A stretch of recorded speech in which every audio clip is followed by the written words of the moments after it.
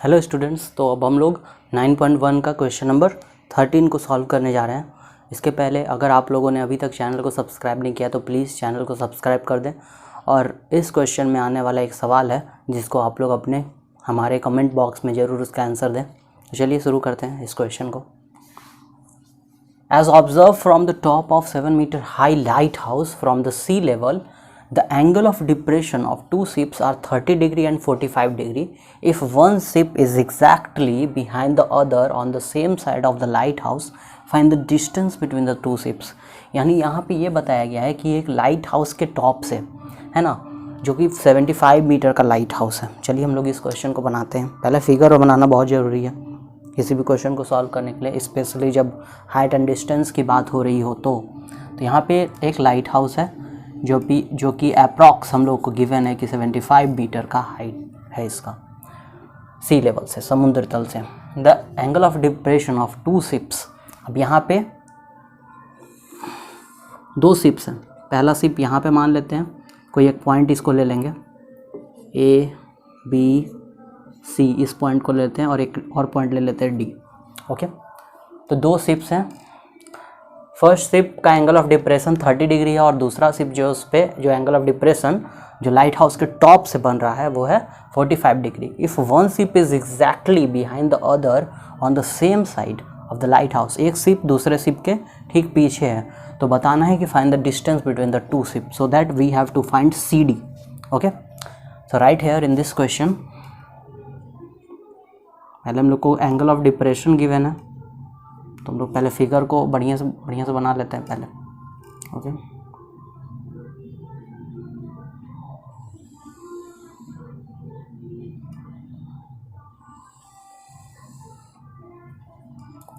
तो first angle of depression क्या है, वो है 30 डिग्री का, और जो सेकेंड एंगल ऑफ डिप्रेशन है वो है 45 डिग्री का। तो ये जो अगर 30 डिग्री है तो ये भी 30 डिग्री बन जाएगा। alternate angle when two lines are parallel, then the alternate angle can be formed. इसको कुछ भी ले लेते हैं, ई ले लेते हैं पॉइंट। ओके, ये 45 डिग्री हो जाएगा। तो हम लोगों को यहाँ पे सी डी फाइंड आउट करना है। तो चलिए हम लोग इसको फाइंड आउट करते हैं। इसके पहले एक सवाल जो आप लोगों को कमेंट बॉक्स में बताना है, वो ये बताना है कि दुनिया का सबसे पहला लाइट हाउस आखिर कब बना था। चलिए अब हम लोग इस क्वेश्चन पे आते हैं। इसके सॉल्यूशन में हम लोग पहले जाएंगे in triangle A B C triangle में जाएंगे तो tan 45 डिग्री का यूज़ करेंगे हम लोग, और यहाँ पे परपेंडिकुलर ए बी हो जाएगा और बी सी हो जाएगा हमारा बेस।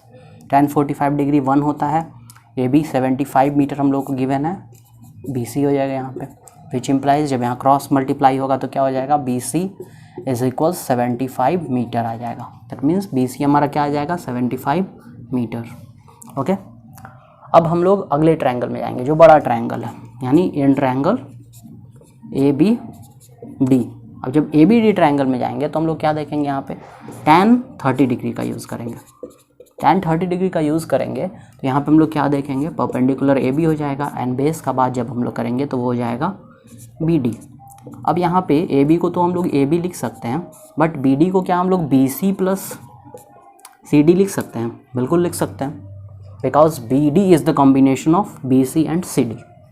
नाउ फर्दर हम लोग यहाँ पे tan 30 को 1/√3 लिखेंगे, और ए बी का मेज़रमेंट हम लोग को पता है कि 75 मीटर गिवन है, बी सी भी 75 हम लोगों ने फाइंड आउट किया है यहाँ पे, तो 75 लिख सकते हैं बी सी की जगह पे, और सी डी हम लोग को फाइंड आउट करना है, which is the distance between the two ships, which implies जब यहाँ पे क्रॉस मल्टीप्लाई होगा, ओके, तो ये क्या हो जाएगा, 75 plus C D is equal to 75√3। Okay, अब हम लोग इसको आगे सॉल्व करेंगे तो क्या आ जाएगा, 75 उधर चला जाएगा, तो सी डी का मेज़रमेंट क्या हो जाएगा, 75√3 - 1 metre is the actual distance between the two ships. और यही हम लोग को निकालना भी था, तो यहाँ पे हम लोग लिख सकते हैं ना, हेंस या देयरफॉर द डिस्टेंस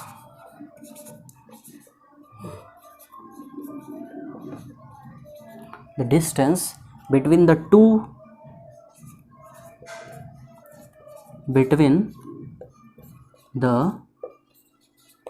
two